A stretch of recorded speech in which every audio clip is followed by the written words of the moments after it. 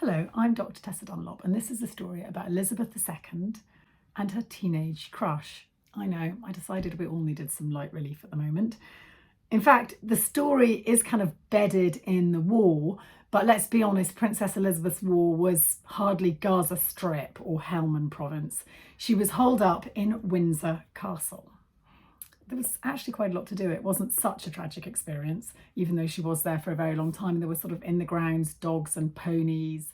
And Margaret, who's probably also a little bit jealous of her younger sister. There's a governess, there's a French teacher. She made brandy snaps. Mum and Dad, the King and Queen, dropped in at the weekends. But there was a real paucity of young men. A few chinless grenadier guards. But as for, boys, nah, there really weren't very many of them.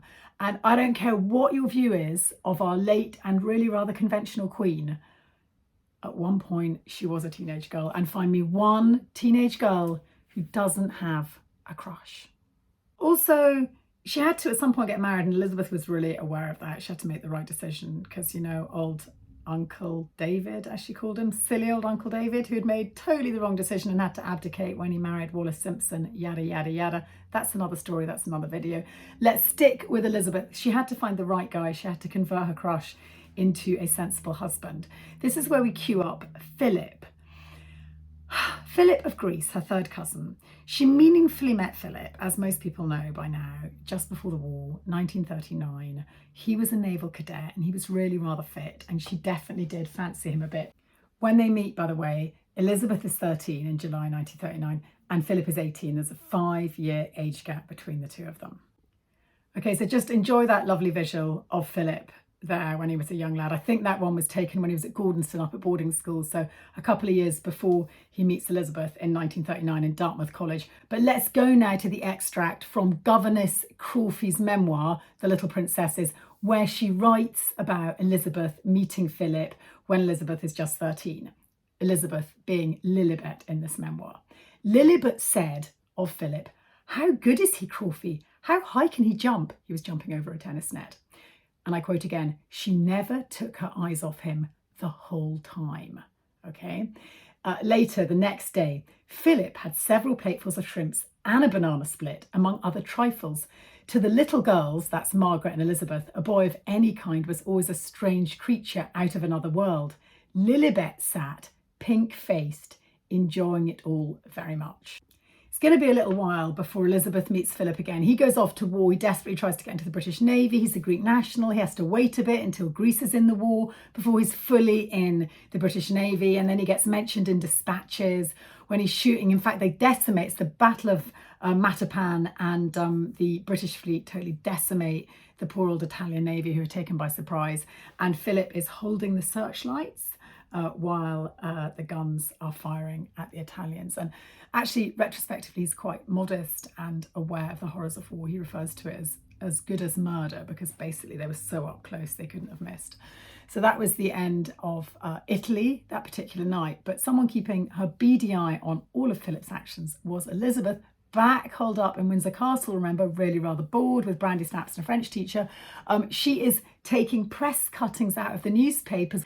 She's cutting out any kind of snippets of Philip and putting them in her scrapbook. So she's done her homework when Philip next comes to visit, which he does, because when he's on leave, he stays with his uncle, Lord Louis Mountbatten. I know, sounds English. In fact, they were a pretty German family. They changed their name in the First World War, but they're also cousins of our royal family. So Philip had lots of different connections leading all back to Windsor, where there's a very excited, by now 14-and-a-half-year-old Elizabeth. He's got the uniform, he's got the swagger, but she hasn't got him, partly because she's just an adolescent. He's 5 years older than Elizabeth, let's not forget.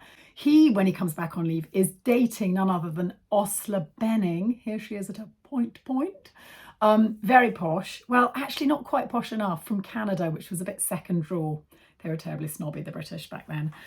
Considered to be a bit second draw. And we know that Philip needed to upgrade, really, because he was just, well, a sort of dispossessed Greek, really not cutting the mustard. Yeah, that relationship wouldn't last, but you can appreciate the wonderful aesthetics of Osler, who was cited by Tatler as the debutante of the year in 1939.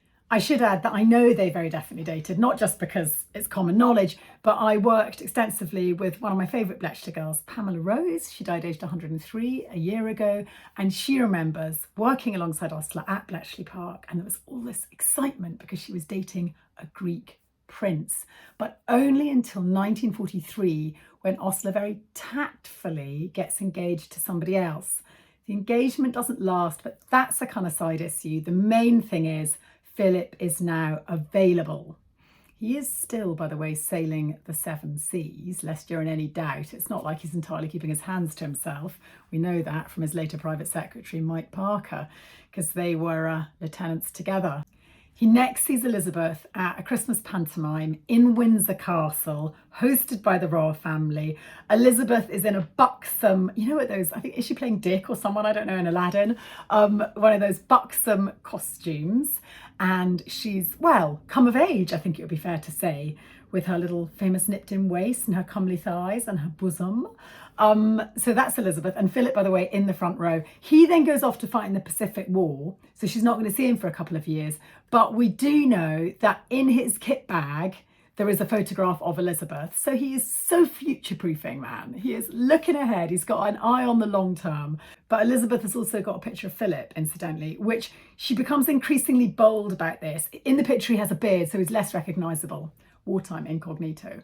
And she puts it up on the mantelpiece, I think when she moves into her suite at Buckingham Palace, because the war's coming to an end. She's not just in Windsor all the time.